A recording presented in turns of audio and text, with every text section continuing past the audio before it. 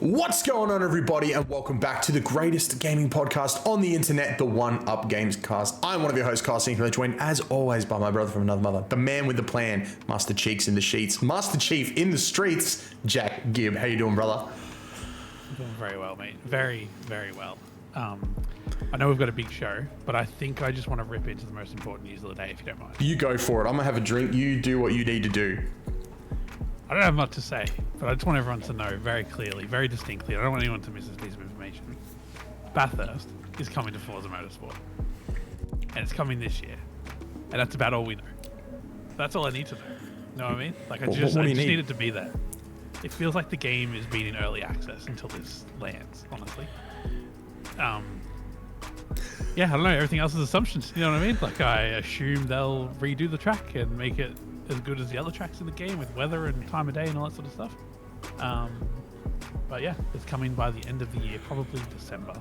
I think that when that comes, that's my jumping in point. Because I think you'll be at like a hype level where you're like ready to go again, and I'm at a point where it's like, hey, I just finished Indy. Let's jump into Forza for the first time. We're gonna need something to talk about on this fucking podcast. So let's jump into Forza. I think that'll be that is my guarantee, my promise to you and everybody listening. That is when I will jump into Forza Motorsport when Bathurst comes this year. If it gets delayed, I'll still jump in. Because there's a bunch of other features coming as well. So I feel like waiting till then is probably not a bad idea. So something else to add in, for instance, is when you set up a private race or a free play race or whatever, you know, like we just have a private multiplayer match, just you and I or whatever. Yep. You can set 3 weathers to the race. So as in, you can tell it what weather to have at the start, what to have in the middle, and what to have at the end. And it'll dynamically shift. So you can start sunny, then maybe put in the middle raining, and then at the end thunderstorm, for example. So it's like the race ends with a thunderstorm. And I think the pit mechanics allow you to switch tires and things like that now. So don't quote me exactly on that. It's actually been a few months since I've had a game, but they're adding a lot is really what I'm trying to get to with that. And you can up the dynamicness of the weather so it can randomly go to other weather patterns, is the way I've read it. They're adding a bunch of there's a system, like a race regulation system. So like when you hit other people, you get penalized with time. So like at the end of the race, if you've knocked people off the track for 10 seconds, you'll be penalized 10 seconds.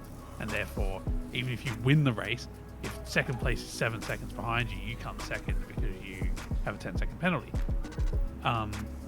That system is great, but it's not perfect. You know, there's a bit of griefing that can occur. So they're up to how many people at turn 10 work on that team. So there'll be a bit more focus on it, which is good. They're bringing some improvements like a ghosting feature, so that if someone's just coming to like absolutely T-bone you in multiplayer online, it'll ghost you, so they go straight through you and things like that. The online community seems a little toxic, to be honest. Like, sorry, 1 in like 100 people seem a little bit toxic, but they ruin it for all 100. So it just creates like this toxic environment, is as far as I can tell.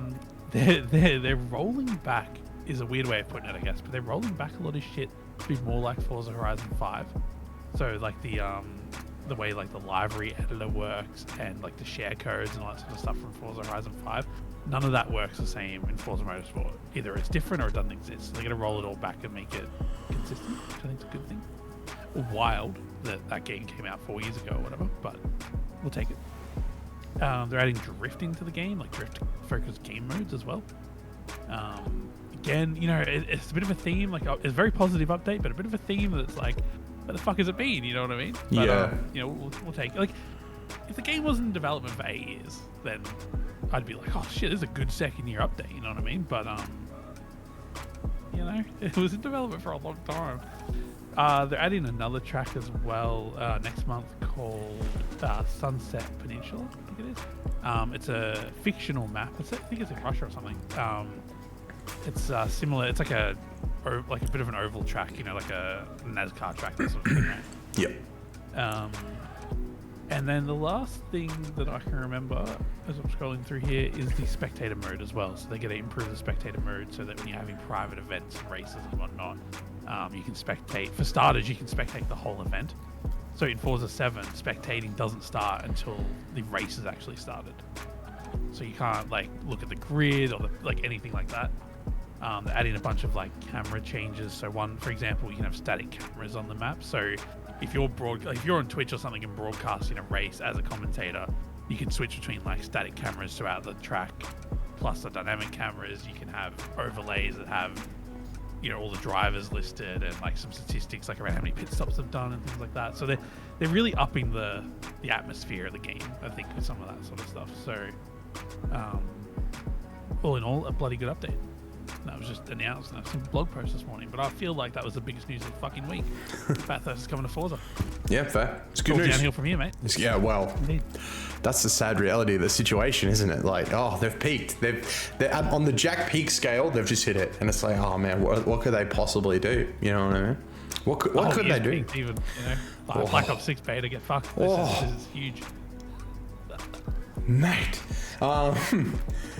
Yeah, okay, cool. Yeah. You know what? Respect wrap it. up the episode there? Respect it. Well, we're going to be talking a lot of video games right now, a lot, because we've had Gamescom, which we weren't able to do on episode 4. That's my fault. I had to go away for a birthday. And we've had a Nintendo Direct / Indie World double feature. So we're just going to break down some of the biggest announcements we can, as fast as we can, for Gamescom and then also for Nintendo. And in a real change of pace, I'm pulling all this information from oneupgames.com, which you guys can go check out right now. We've got a few articles up where we're sort of in the middle of a relaunch, so be kind. But yeah, that's where we're pulling this information from. So without further ado, let's get into it. All right, so Gamescom, right?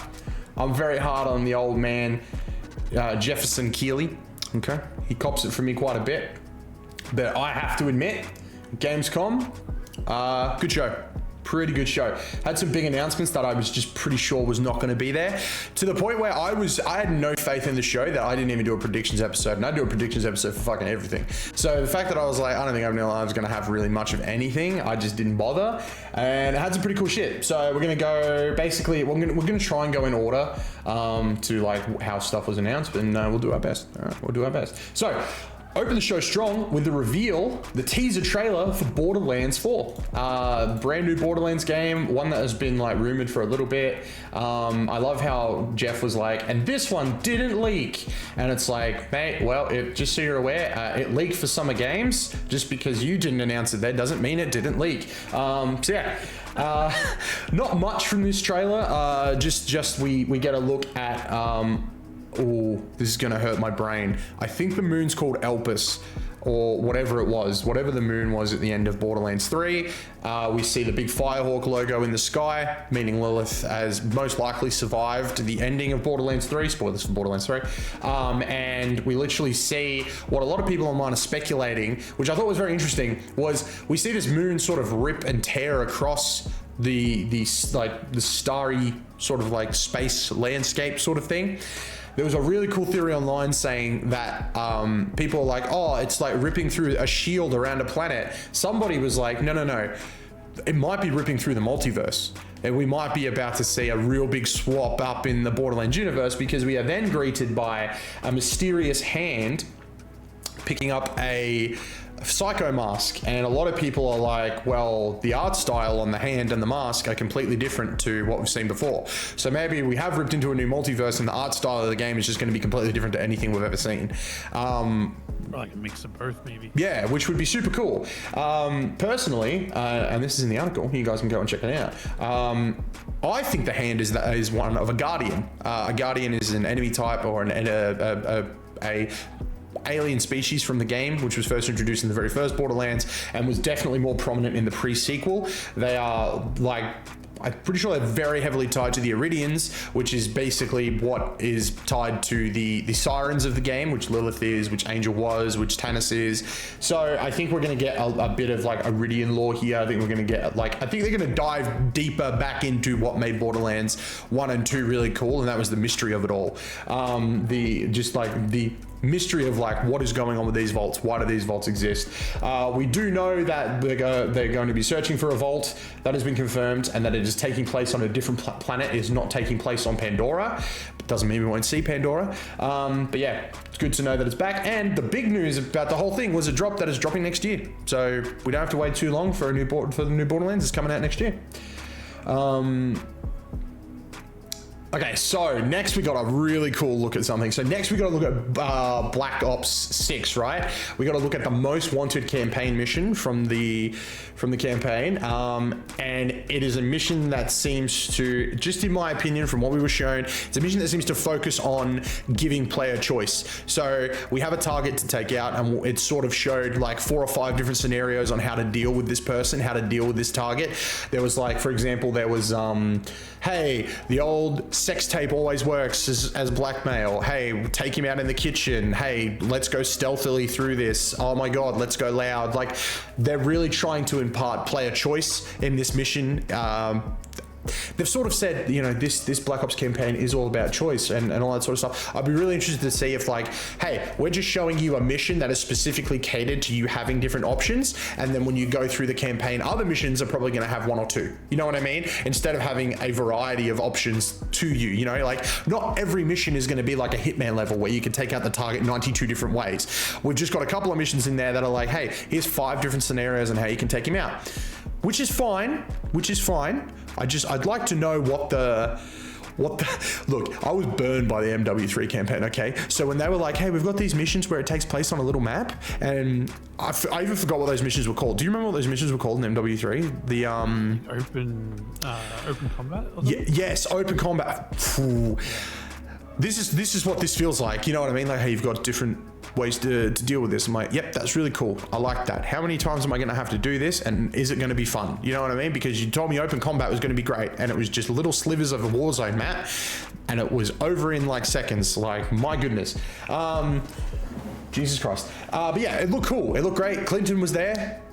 So that was something. That was so yeah, there's lots of like player choice, which really harkens back to what Black Ops was like sort of doing. So like Black Ops 1 didn't really have this, but Black Ops 1's campaign really felt about like it was about choice. And in Black Ops 2, the whole campaign was like around your decisions. Like, for example, in Black Ops 2, you could like choose to save somebody or let them die, and that would affect the story as it went along, and you might get a different ending to the ending your mate got. Now, it wasn't incredibly deep. There was just sort of like, this can happen or this can happen, or if this happened and this happens, you'll get like a different ending depending on that. And it, like, there were certain things that were just majorly different, but there was like, it's literally, you get A or B is basically the crux of it. Back in the day, man, this was like, what, 2010?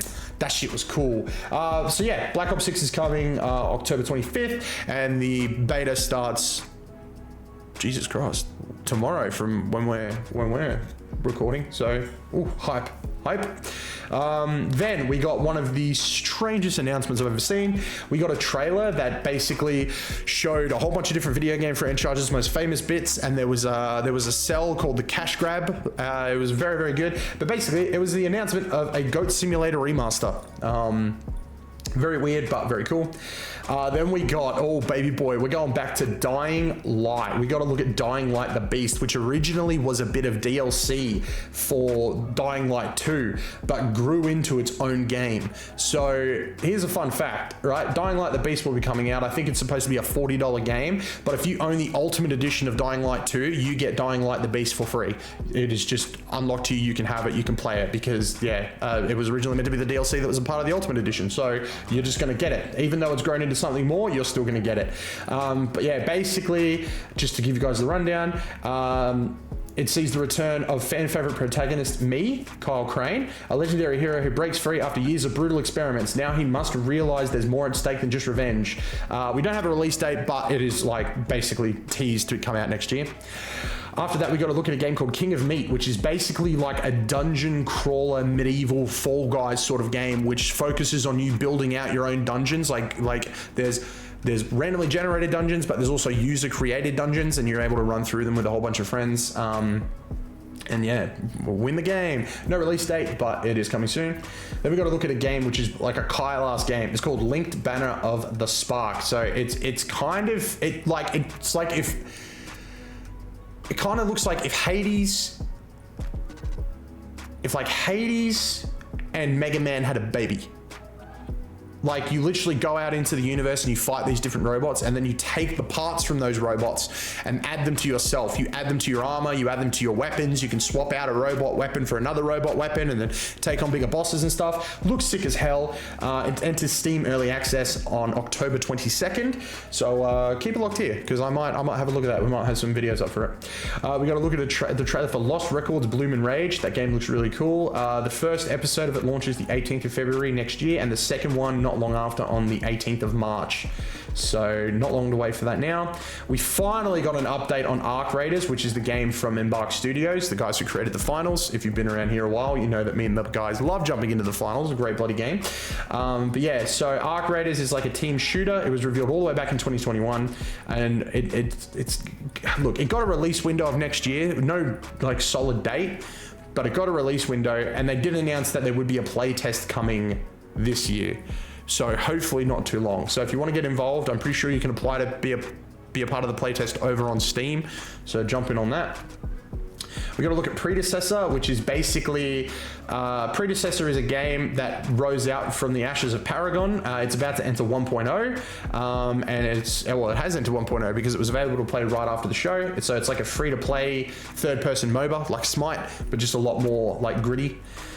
Then we got a massive look at Dune Awakening, and my freaking god, does this game look absolutely incredible. Like, I haven't got time to go into every little thing, but my god, this is like an MMO's MMO. Like, I know people are going to be like, is this the WoW killer? It's not. It really isn't. But if you're a Dune fan, if you love those movies, if you just love the look and feel of those films, I feel like this MMO is going to be totally for you. The little bits that have come out from previews after is like, you see a character in the course of the trailer like putting together like different pieces and building an ornithopter, which is the like dragonfly helicopter things from the movie in the books.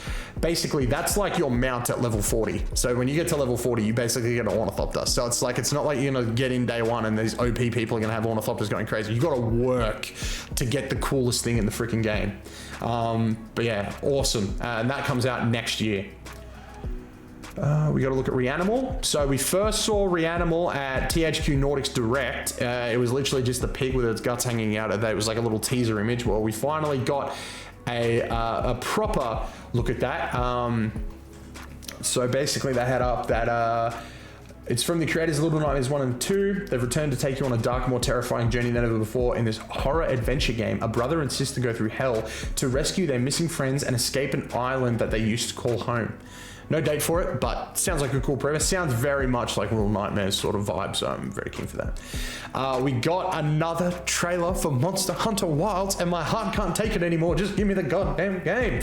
We got to look at a new monster called a Lullabarina. It's a giant ass spider thing, and its butt is a flower. Like its butt blooms and like shoots out spores and stuff, which make little creepy things, and it's like arms pop out like a little spider that goes ha, and it's creepy. It's creepy, and I love it. I can't wait to kill it. And yeah, it's revealed that spider has been lurking in a new area in the game called the Scarlet Forest, and we got to look at that, which is cool because I was scared that Monster Hunter Wilds was going to be all desert, and I don't know about you, I'm sick of desert in video games. I'm sick of it, man.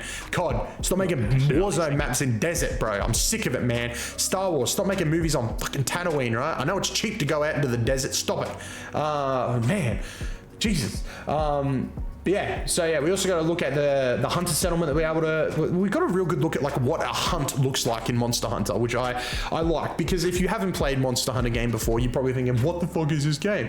We got a good look at a hunt. Basically, you're at the settlement, you get your gear together, you get your team together, you go out, you kill that monster. It's like,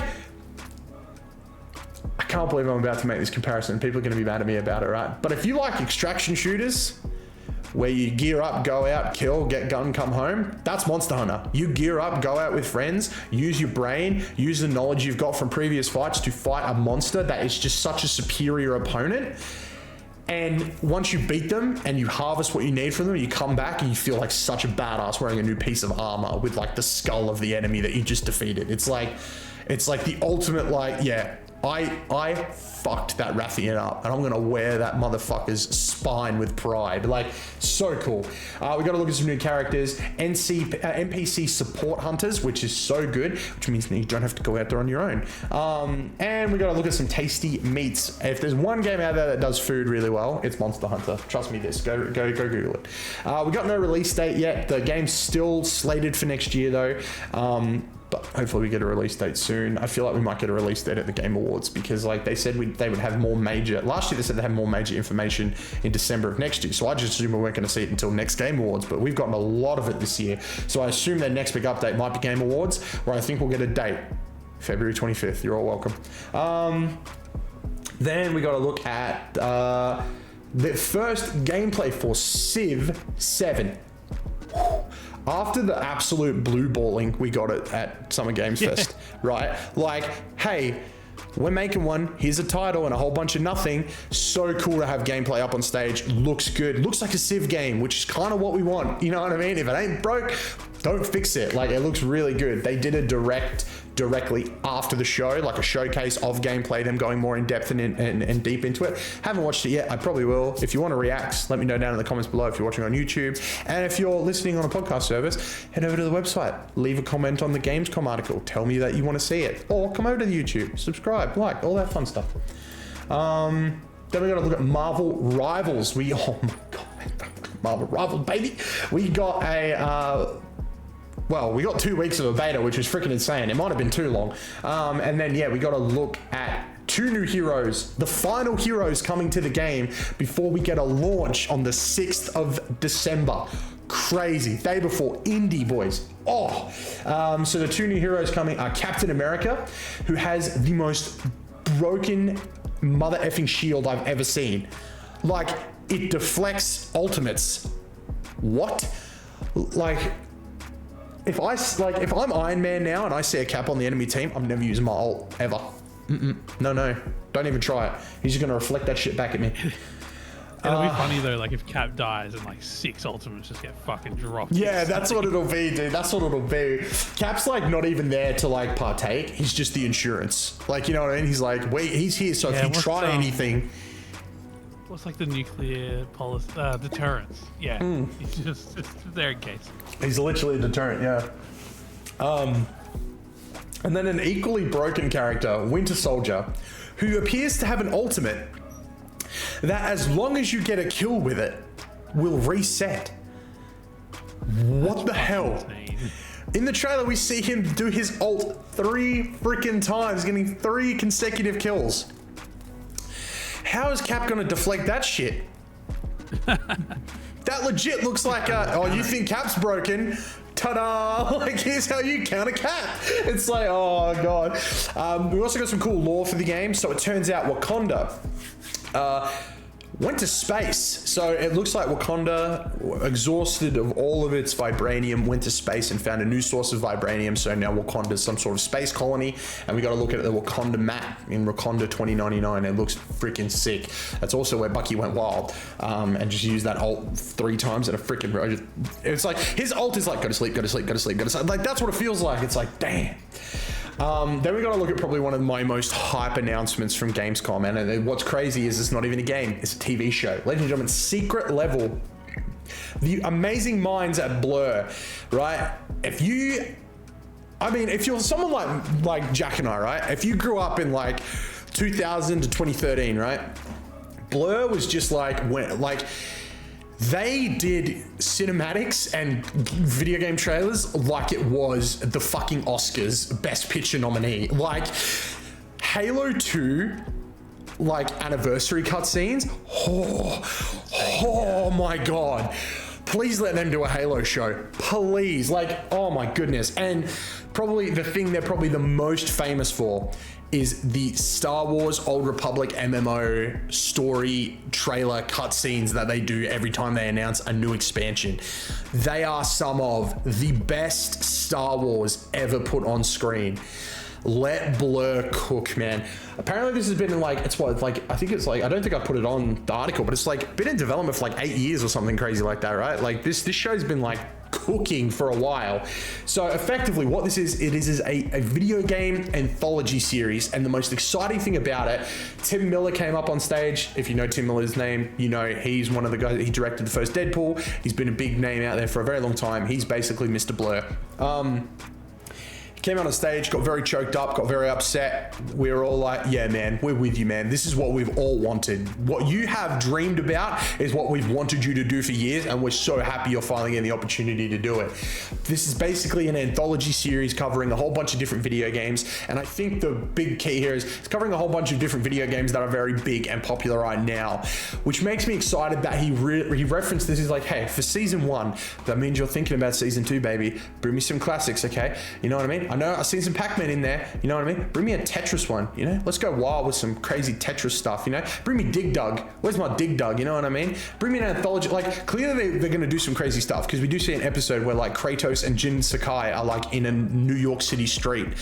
Give me like an anthology, like, do Wreck-It Ralph for like a half an hour episode, but like actually have video game characters like in an arcade from that time. Like that would be so cool. But yeah, just like some of the series that are being covered are insane. Pac-Man, Warhammer 40K, Concord, Mega Man, God bless him, Unreal Tournament, Armored Core, Spelunky, and Sifu. Like they're just a few of them. Like I already mentioned, God of War, like Ghost of Tsushima. This is, I cannot wait. And we don't have to wait long. December 11th is when the series drops. I don't know if it's dropping all at once or if it's dropping episode by episode. I hope it's an all at once thing, because then I can just digest it as I want. But yeah, very, very keen. I really like Concord, as we've discussed, but it feels a little out of place on that list, doesn't it? Yeah. Yeah. I mean, like it's so new compared to like, I don't know. It's just interesting list. Like, how did that? I'm not upset it's there. I just want to know why it's there. You know what I mean? Like, why is, how, why? I feel the like game came out a week ago. Yeah, I feel like Blur, right? When they started doing this, went to all these and I was like, hey, we were doing this. We want access to these people. And PlayStation's like, yeah, we'll let you have God of War. We'll let you have Ghost of Tsushima. I mean, hell, you can even take, you know, you want Aloy, you can have her. But you have to make a Concord episode. That's the price to pay. Okay, Concord's going to be the next big thing. And I bet they gave him the elevator pitch. They let him play it. And Tim Miller's gone, man, free-to-play games are getting insane. And someone in the room just gone, oh, actually, and PlayStation, shut up. Yeah, it's free-to-play. Go make an episode. Oh, yeah, cool. Yeah, we'll go do that right now. I do wonder if Blur maybe is making the cinematics for Concord, the game, anyway. They might be, because they're pretty fire. I'm not gonna lie, the cinematics in Concord are pretty fire. They're really nice. Yeah. I would love them to do in a season 2. I would love to see Apex Legends in there. More than probably anything. Don't say any more. Don't say any more, because I think what we'll do is when Secret Level drops, we can do, because we'll be in drought season when that drops. We can do, let's say if it all drops at once, we can do a Gamescast where we review half of it, and then next week we'll review the second half. And then we'll put them in order of like, we'll put a tier list together of what the best are, and if there's one that's bad, I don't think any are going to be bad, but we'll do a tier list. And then we can do an episode where we predict what we'd like for season 2. What games do we want to see? What stories do we want told? Stop speaking. Everyone come back for that. I got a few, so yeah, this will be good. Subscribe, okay? We're planning in motion. You've just seen a whole meeting take place. This is crazy stuff. This is unprecedented. All right, we're going to move on to, I'm just going to read this. I'm just going to read what I wrote because I'm so sick of this, man. We're going to look at Masters of Albion. Now, this is what I wrote, okay? So if anybody has any problem with it, I'm looking at you, Peter Molyneux. Suck it. The king of broken promises is back, Peter Molyneux, with his new development studio, 22 Cans. They revealed Masters of Albion. Design, build, and customize your world. From the food your people eat to the clothes they wear, the weapons they wield to the homes they live in. Possess characters at will in this unique god game. I don't like Peter Molyneux. He's a liar. And he's back. This game's gonna be bad, isn't it? You know what? He had me. I was in, and then he swapped to third person, and I was like, I was just like, nah. Yeah, it kind of goes from like what we know he can do. It's like into the area. I guess Fate. Yeah. All the good of Fable did not come from him. That's the thing. It's like he's sort of like everyone's like, oh, he's the Fable guy. No, he's the guy that got on stage and said, "Yo, this next Fable is insane." So it starts in medieval times, and by the end of it, you're in the year 2029. It's crazy, guys. And then Fable came out, and nothing happened. On this next Fable game, you can marry, have kids, and have a child. Never happened. You know what I mean? Like, he's just such a man of like, he's a great hype man, but he's a liar. He's a great liar. And like, yeah, like they didn't give him much time on the mic, which was good because he's good at lying. But yeah. I mean, look, I like a good God game, but the second that switched to third person, I'm like, oof, this is rough. I hope a little bit of work's done before we see this one next. Yeah, like if the third person doesn't improve, it'll just nearly be better if they just left it out. Look, I'm going to say something. And people are going to be like, oh, Carl, that's a bit rough. It looks like Peter Molyneux and someone else made it during a game jam and thought, let's chuck this trailer up and then maybe people will want a real game out of it. You know what I mean? Like, it's crazy. Yeah, it sucks though because like they actually showed a decent amount of the game and the God mode mechanics look quite interesting. You know, like I like that sort of game and it's like I just want to believe it and I want it to be good. And the only area of that reveal though that could possibly go wrong is like when you're making weapons. That I'm like, oh, you could overhype the shit out of that like feature. But I don't know. I feel like given who he is, the reveal was actually pretty fucking tame. Yeah, honestly, yeah. Like everything he showed and everything he talked about was shown. You know what I mean? So yeah. He can't lie, you know? But like, I was waiting for it at the end to be like, yeah, and then if you get to like level 40, you actually get to like mate with a dragon and become a dragon lord. And they just don't show that on screen. I'm like, yeah, okay, no worries, Peter. Yeah, cool, man. Go back to making mobile games. I did notice Jeff highlighted that the game's self-funded. I'm like, that's yeah. a little tidbit to put in there. Yeah, what's crazy is that self-funding is going to go out the window when Xbox sue him for using the word Albion. But yeah. Oh yeah, he should have stuck to mobile. And speaking of mobile, we then got a trailer for Dark and Darker. That's coming to mobile. Pre-registrations are available now. Get hype, people. I'm excited. Then we got a brand new hype trailer for Indiana Jones and the Great Circle, narrated by the beautiful man himself, Troy Baker, who is playing Indiana Jones. He gave us some insight into his joy of being able to portray one of cinema's greatest heroes, in my opinion, mate. At the end of the trailer, we were given the release date of December 9th, 2024, which is awesome. I was very close. I was a day off. Those of you who are here know. But they did something that I wish they kind of didn't do, but kind of makes sense. They also announced that it will be releasing on PS5 in spring of next year. So that's very, very exciting. I'm excited to play it. I'm going to play it. Game Pass is going to get me to play it, and I will play it again on PlayStation for the Platinum. But I kind of feel like they'd just done the PlayStation thing after the game had come out. Like, give it that little bit of time. Like, I wouldn't have been mad if, like, that was a Game Awards thing. You know what I mean? Like, just a little quick thing, like, hey, just so everybody knows, here's a 30-second trailer, and here's the, like, hey, spring next year, or summer, however they put it. It's coming to PlayStation. It just feels like They showed it like a one more thing, you know what I mean? And I'm like, okay. And it didn't even get that big of a reaction, I think, as like Jeff was expecting it to. You know, it was just sort of like, okay, it's coming. It's just so weird. So many people now are just gonna go, huh, I'll wait. And it's like, okay, like, you guys can wait. I'm gonna play it. I think it coming to PlayStation makes sense. I think when it's coming to PlayStation makes sense. I just think, yeah, I agree. Like the way they revealed it was kind of weird. Like it would have just been better just on the splash screen at the end, like with the PlayStation logo being next to the Xbox logo, would have been better than what they did. But I do agree, Game Awards would have been a great place to do that and maybe reveal the DLC at the same time or something. Yeah, 100%. Then. Closing out this year's opening night live was probably the greatest announcement, the best announcement of this gaming season by far, my friend. It is the return of one of my favorite franchises of all time. I'm sorry, I forgot about Bathurst. That's absolutely correct. I was wrong, you were right. Probably one of the best franchises of all time. Mafia is coming back. Now, if you've been around the channel for a while, you guys know I love me some Mafia 2. That's my soul. Mafia 1 is my heart. Mafia 3 is my hangover. it's crazy. Yeah, we got to look at Mafia, the Old Country. It's a gritty mob story set in the brutal underworld of 1900 Sicily. It's coming out next year. We're going to get more info in December, so I assume the Game Awards.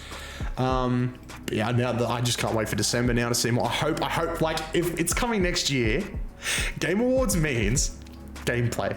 And I think it also means a release date. Like, I can see them doing it. I can see them being like, yo, it's coming next year. Calling it now, September 16th. I don't even know what day that is. But this is a September-ass game. Do we check to make sure that's not Yes, Sunday for you? please. I would appreciate that. Can you tell me all the Thursdays of September, please, my friend, so I can more accurately predict? So we're looking at for Thursdays, we're looking at the 4th, the 11th, the 18th, the 25th. The 16th is a Tuesday. Okay, I stick by the 16th. Okay. I stick by the 16th. Yeah.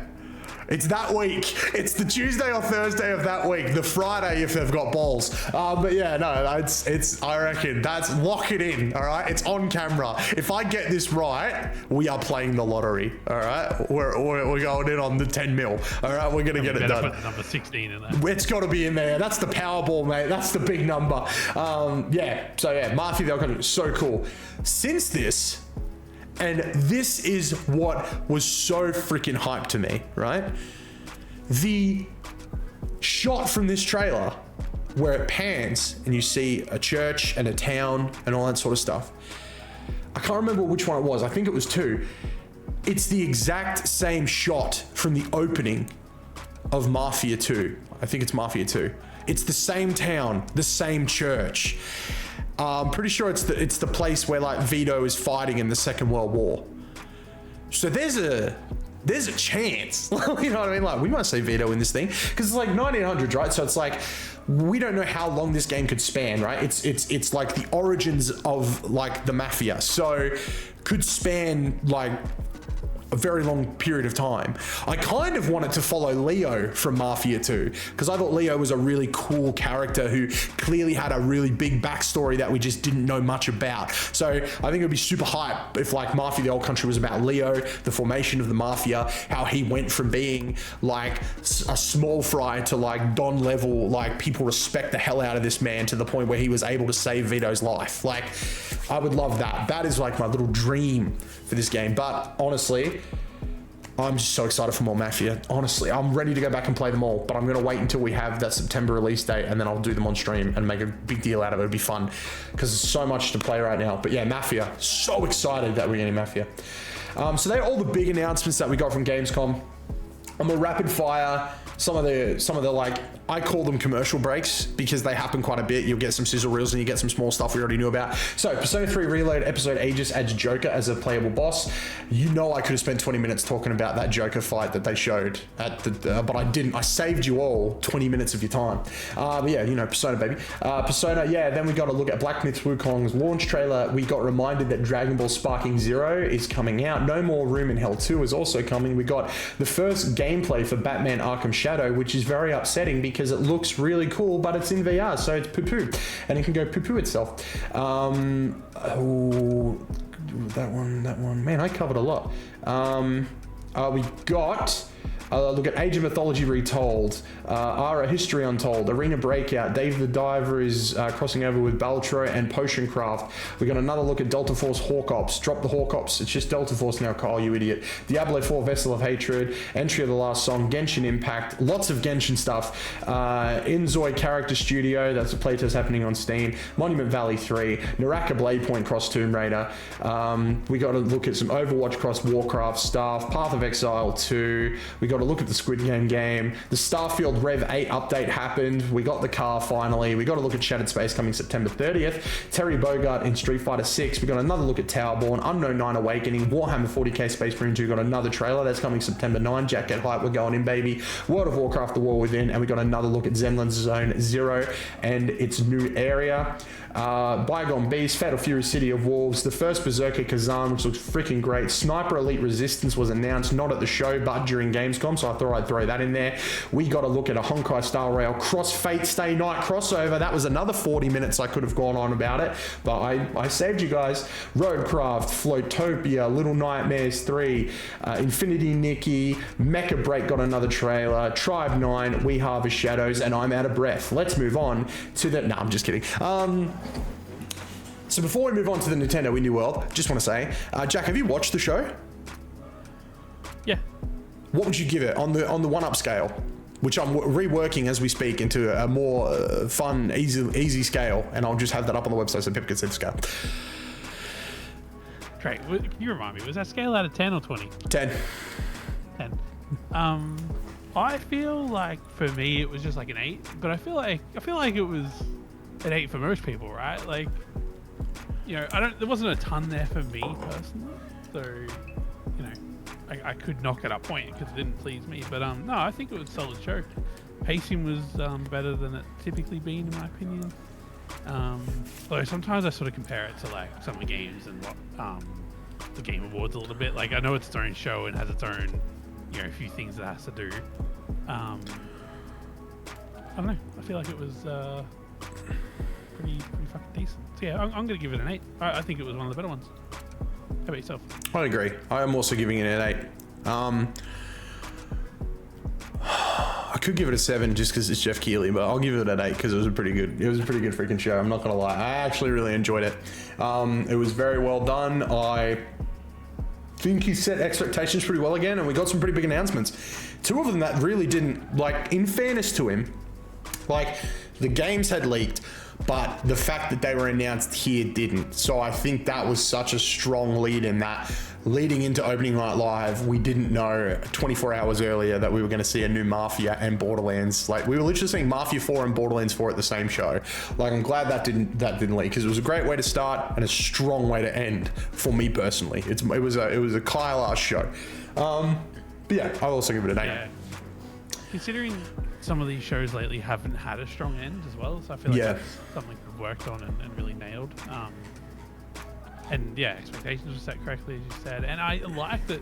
I feel like Gamescom was like had a bit of a rut with COVID and stuff, and I feel like it's on the comeback as well, in terms of people treating it as important as it is.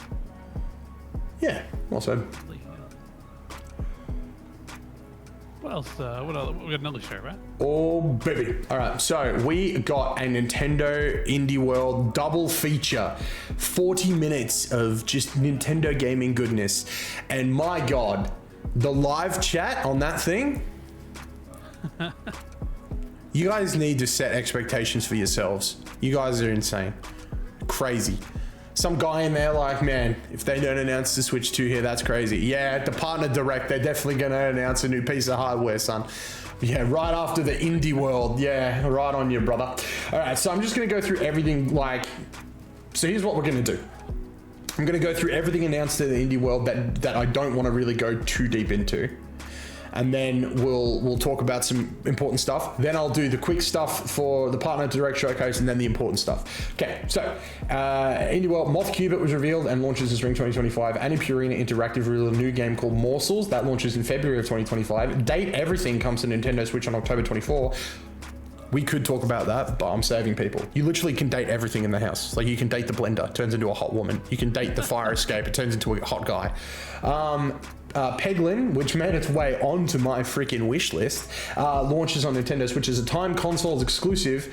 It's already out. It launched that day. Peglin's really cool. So it is basically Peggle, but you play as a penguin. So you play Peggle, but how you play Peggle is how the combat progresses.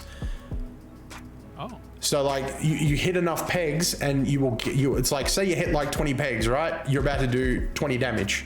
But say you hit 20 pegs plus a multiplier plus a healing peg, you'll do 20 damage times 10, then you'll heal 50 damage from yourself. Like it's that sort of, it's really cool. That's why it's on my wish list on Steam. It's freaking great.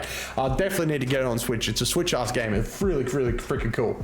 Wobbly Life is coming to Nintendo Switch in December. Pico Park 2 has just launched. We got a sizzle reel highlighting On Your Tail and Plucky Squire and a couple of other games, which I'll talk about in a minute. Basically Shovel Knight, Europa, Cuisinier, and Metal Gear Solid. And Pizza Tower was their last sort of like, here's our hype announcement, because everyone's into Pizza Tower and I don't get it. But yeah, Pizza Tower's coming to Nintendo Switch. It came out that day. Now, let's power through some of these. So, first thing we sort of saw was Balatro, I think it's pronounced. It's that card game. Basically, they're crossing over with everybody, and they're not done. So, they're doing a Friends of Jimbo update, and basically it's like, they're crossing over with The Witcher, Vampire Survivors, Dave the Diver, and Among Us. Like, they're all getting unique cards and sets inside of the game, and they've literally said, we're not done. Strap yourselves in. We've got more to announce later on. So all that stuff was available that day.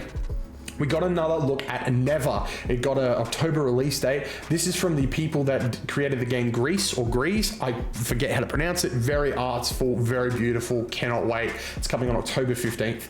We're getting a new Coffee Talk game. Now, I don't know if you played Coffee Talk, Jack. Have you played Coffee Talk before? No, I haven't. I personally think you would have a great time. So Coffee Talk is basically, you're a barista and you like literally like talk to people about the troubles of their life. It's one of those games where it's like you give advice, they give advice while you make a coffee. That's the game. You make coffee and then you have like a dialogue with this person, and then depending on how well you made the coffee, the dialogue might go great, it might go bad, but it's really good. So you got Coffee Talk and then you got Coffee Talk 2. Great games. Well, they announced Coffee Talk Tokyo, a new installment in the Coffee Talk series. Really cool. It's basically like the best version of a visual novel for me. Like, I love visual novel games, and this is just great. I get to make coffee, which I'm obsessed with at the moment, and I get to talk to people in Japan at an all-night coffee shop on the back streets of Tokyo, where you have salarymen come in and talk to the younger generation. Like, it seems they're focusing way more on conversations happening around you this time as well, like incorporating different people into the conversation rather than just like a one-on-one exchange. Very cool. That's coming out next year. Sea of Stars got a trailer for Throes of the Witchmaker. My God. Really cool. Sea of Stars, another game I desperately need to jump into. That was like up for so many awards. It's a really cool like pixel art RPG, and it's getting the DLC was free. It's coming out next year. Like, they're just getting a free big DLC, which is awesome. We got a weird announcement, right, for Power Wash Simulator. Ladies and gentlemen, Shrek is coming to Power Wash Simulator. You will be able to clean Dragon's Dungeon, Shrek's Swamp, the Far, Far Away Castle. You can dress up in armor from the Shrek universe. Yeah, it's crazy. It's crazy. So yeah, they announced Shrek Swamp and Dragon's Lair, and then yeah, and 3 other unrevealed locations, but there was a shot that sort of showed Far, Far Away Castle, so that's where I'm assuming we're going. So yeah, very, very cool. We gotta look at Shovel Knight, Shovel of Hope DX. I'm just gonna read the excerpt that they put out. It's coming out next year and I'm hyped. Jump, battle foes, and seek treasures as you quest to defeat the Order of No Quarter and their vile leader, the Enchantress. Shovel Knight Hope, Shovel of Hope DX enriches the original game with 20 distinctive playable characters, seamless online multiplayer, and innovative additions like rewind and save states. Whether you're a long-time shoveler or eager to discover the Blue Burrower for the first time, Shovel Knight, Shovel of Hope DX invites everyone to celebrate a decade of digging, dashing, and discovery. 3 things from that. 1, a decade? Jesus. 2, if you haven't played Shovel Knight, wait for Shovel Knight, Shovel of Hope, because it's basically an ultimate edition. It's everything. So it's every game, every character, all in one. So it's like they've had like the treasure edition and the shovel and shield edition where you can play as these 2 characters. Well, they've just gone, you know what? I think this is them being like, Shovel Knight has been our baby for the last 10 years. We're ready to move on to something else. Here is a compilation of everything Shovel Knight. This is your Smash Bros. Ultimate. Get in on it, which is freaking awesome.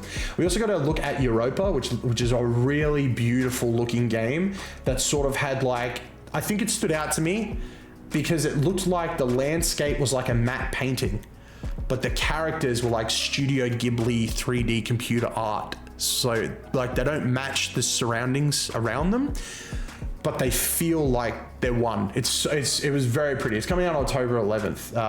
I'm pretty sure it's already out on Steam, but there's a demo available on Switch if you want to try it out. Cuisinier is coming to the Nintendo Switch. I'm pretty sure. Can you check if was that made in Australia? Sorry, which game's that? Cuisinier. It's like Cuisine and Nia. I think it was made in Australia. We've seen it in some PAX Aussies. It came out on Steam. It's freaking cute. It's a super cute and tasty roguelike dungeon crawler and restaurant simulator. Explore a lush world and defeat monsters with your trusty spatula and some boba tea. Then gather delicious ingredients and bring them home to cook and serve at your restaurant. It's coming to Nintendo Switch January 28 next year. I think it was made by like Big Brew or something like that. Yeah, Battle Brew. Battle Brew. Yeah. Where are they based? What are they? I am struggling to find out. Hang on. Okay. Then we got to look at Metal Slug Tactics. I love tactics games. I love Metal Slug. It's coming out next year. Get freaking hyped. So yeah, that was Indie World. I gave Indie World a 7 out of 10. It was freaking awesome. It had a lot of really cool announcements, had a lot of hype announcements, and a lot of announcements for games that have been out for a long time that I didn't know about that I'm keen to play. And I'm going to wait for the Switch versions because they brought it to my attention. All right, so just back to Battle Brew. I think they're in Singapore. Okay, cool. That's kind of cool, actually. Yeah, that actually makes sense. The guy that I spoke to at the booth at PAX, yeah, that would make sense. All right, so here's everything random that was announced at the Direct Partner Showcase, Nintendo Direct Showcase. So the NES version of Tetris is coming to Nintendo Switch Online this winter, and we'll get a themed Maximum Cup event in Tetris. Also, Tetris 99 is coming back, baby. Get freaking hype, baby. Ooh, yes, sir. Star Overdrive was announced, and it's coming as a Nintendo Switch exclusive in 2025. Goat Simulator 3 dropped on the Nintendo Switch that day. They had a sizzle reel showing the Legend of Heroes Trails in the Sky. Season 3 of Star Wars Hunters, which is crazy because I didn't know about Season 1 or 2. Stalker Legends of the Zone. Trilogy Worms Armageddon Anniversary Edition, and a new event for Disney Dreamlight Valley. Then we got the announcement of Fitness Boxing 3, a personal trainer. That was revealed. Launches on December 5. 2 new trainers, 4 returning trainers. Suikoden 1 and 2 HD Remaster, Great Rune, and Dunnan Unification Wars launches on March 6th. We got a new look at Dragon Quest 3 HD 2D Remake. Sid Meier's Civ 7 has now confirmed for the Nintendo Switch. We got to look at My Sims Cozy Bundle, which is coming to the Switch on November 19th. Friday Night at Freddy's Help 1 and 2, and Friday Night at Freddy's Security Breach Ruin are coming to the Nintendo Switch later this year. Then we received a sizzle reel featuring Disney's Epic Mickey Refurbished, Tales of the Shire, a Lord of the Rings game, Just Dance 2025 Edition, Funko Fusion, EA Sports FC 25, and Lego Horizon Adventures with no date, which is what I thought where that leak came from. But, you know, like, oh, they've dropped the date because it's going to be at the Nintendo thing, but no, they didn't do that there. All right, let's go over some of the big announcements. So we got an announcement of a new SpongeBob game, which is called SpongeBob SquarePants, the Patrick Star game. So it's like a sandbox game. It kind of reminds me of like Touch My Katamari, but you're like Patrick is the big ball, and he like rolls around and interacts with the world and does a whole bunch of crazy stuff. That's launching on October 4th. My God, man, we got Capcom Fighting Collection 2, baby. And in that collection, we got Capcom vs SNK, Millennium Fight 2000 Pro, Capcom vs SNK 2, Mark of the Millennium 2001, Capcom Fighting Evolution, Street Fighter Alpha 3 Upper, Project Justice, Plasma Sword, Nightmare of Blistein, and fucking Power Stone 1 and 2. Let's go. I got really hyped about that. I was a Power Stone kid. I loved Power Stone growing up. It was so freaking cool. Love the Dreamcast, baby. So I'm so happy that I'm going to be able to play Power Stone again. I love Power Stone. I'm so happy it's back. And that more people are probably going to get to play it for the first time because of this. You know what I mean? Like, that's hype to me. Oh, there was a section in the middle of this part of Direct where it was just like Kailas game, one after the other. And we are getting into the next one. We're getting a new Atelier game, Atelier Yumiya, The Alchemist of Memories, and The Envision Land. I literally, in capitals on the article on the website, went, holy crap, we're getting a new Atelier game. A surprise to be sure, but a welcome one. I'm so excited, man. So for those of you who don't know Atelier, it's an alchemist JRPG, and this one is themed around memory. It tells the story of Yumiya, an alchemist, as she confronts her past, her memories, and the art of alchemy, progressing along the path she believes in, despite her doubts. I'm just happy we're getting a new Atelier game that doesn't have Ryza in it, or Ryza. She was the Thigh Queen. Like when her character model dropped, men everywhere dropped to their knees, just ready to praise this woman. And she got 3 games, and we're like, it's really good. I can't wait for the 4th one. It's not a 4th one. We're getting a brand new protagonist. And my God, are they keeping the thigh game strong, as well as some other things. Then we're going to look at Castlevania Dominus Collection. Ooh, very hyped about this one. This brings Castlevania Dawn of Sorrow, Portrait of Ruin, and Order of Ecclesia. Sorry, it's a tongue twister. I was trying to like when I was saying it the other day, I was like, oh, Alessia. No, Ecclesia. They all come bundled together in this collection. It was available straight away, and I'm pretty sure it's on... the advanced collection is on sale at the moment on PlayStation. That's $15, and you get one of the games that... So, don't come for me. I'm trying to go off memory here, Castlevania fans. I'm pretty sure Dawn of Sorrow is a sequel to Aria of Sorrow, which is the Game Boy game. And Dawn of Sorrow is a sequel to that game that came out on the DS. So for $15, you can go and play the game that came before, because, oh shit, I nearly spoiled it. I nearly spoiled the game. I'm not going to spoil it, but play that one first before you play Dawn, because Dawn has got some big shit in it that you need to play the first game to understand. Castlevania's great. Tales of Grace's F remastered got announced. Let's go. I'm a Tales boy, and we're getting another Tales game remastered, and oh man, my pants dropped. And then to end the show, to just get me moister than an oyster at the bottom of the sea, they announced that Yakuza Kiwami is coming to the Nintendo Switch, baby, which means they're going to bring all these bloody freaking Yakuza games to Switch. So let's go. Yeah, very excited. Dropping October 24th. Here's the little blurb for the game to get you all hyped.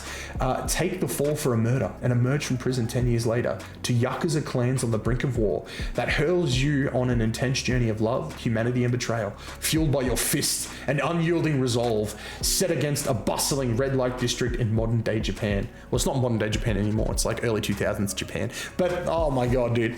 Yakuza is such a good series. Yakuza is that series, right? Like you normally see, like, for example, like Mafia, right? New protagonist every single time.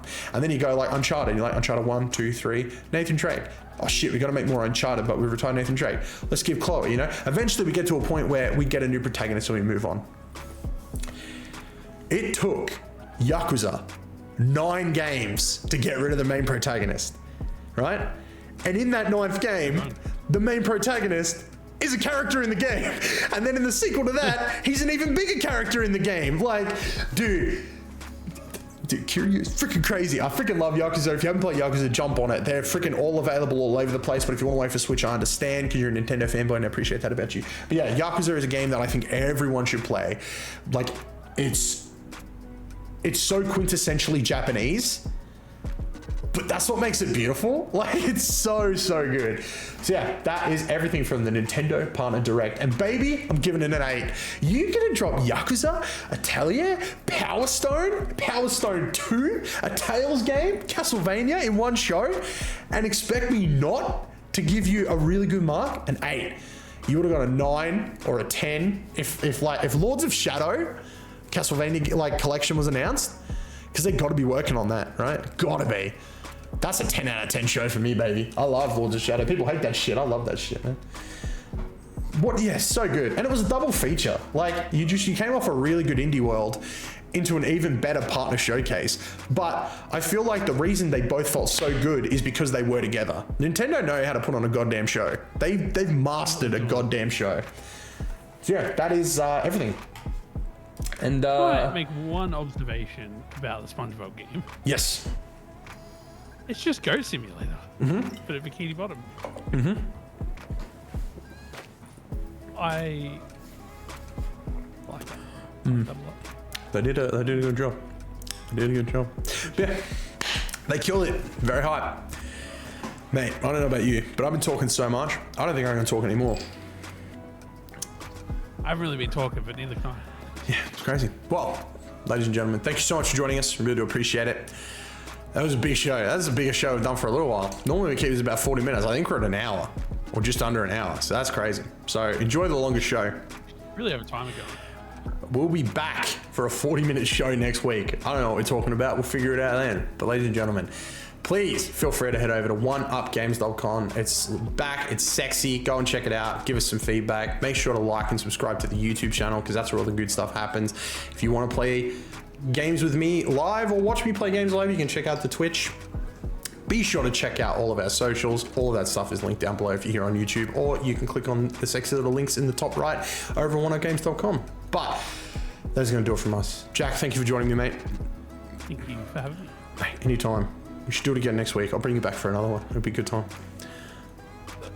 All right, ladies and gentlemen. Until next time, may all of your games, all of them, be good ones. And we will catch you guys next week. Bye, everybody. Bye.